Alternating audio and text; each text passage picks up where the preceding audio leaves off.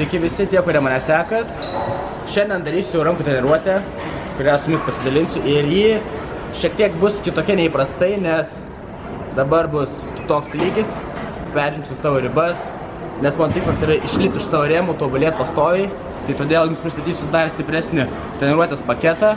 Pasidalinsiu su jumis, nes visas tikslas tobulėjimo sunkinimo treniruočių, nes manęs laukia didelis renginys, kurį dabar paliksiu paslaptyje, kad būtų dar didesnė intriga jums. Tai va, pamatysim dabar mano treniruotę.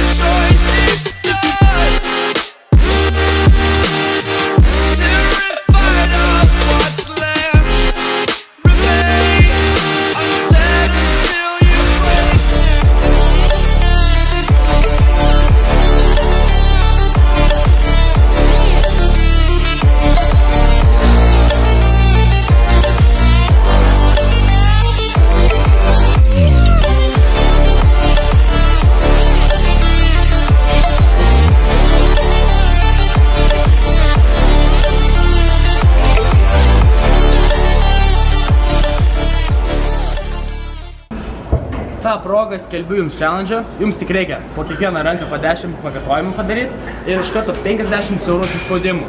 Siunčiat man, pamatau, kad esi vertas mano sporto programos, iš karto ją sudarau atsiunčiu.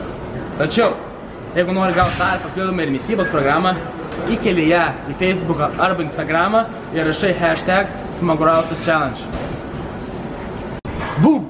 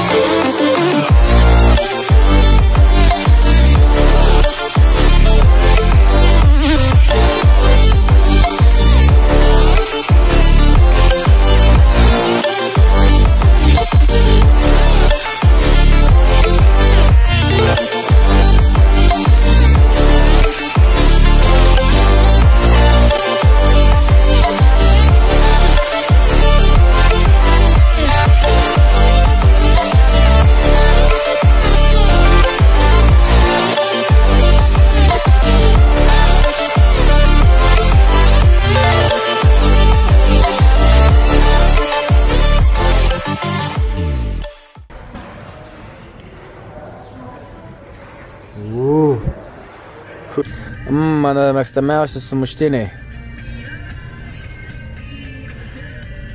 Pagaliau jau namie po visų darbų ir galime dabar ramiai prisėsti, pakalbėti ir kaip tik pasidalinsiu savo nuomonę su jumis. Tai šiandienos tema bus apie gerai žinomą papildą BCAA ir vandens naudą. Tai pradžiai apie vandenį, taip?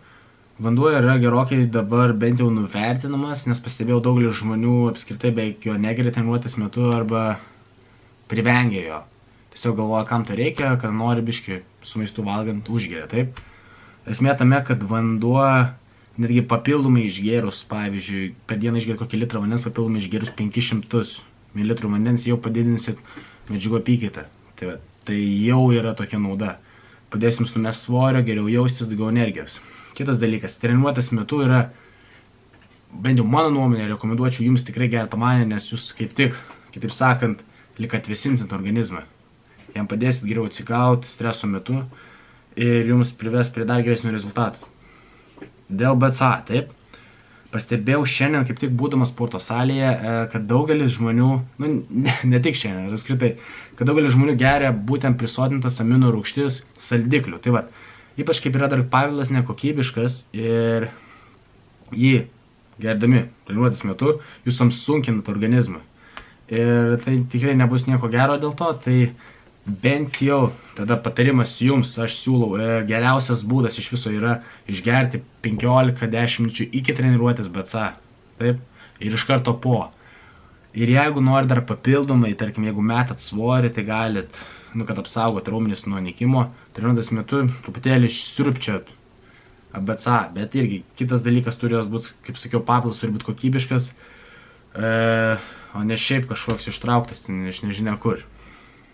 Ačiū jums dar kartą ir iki kito karto. Visa.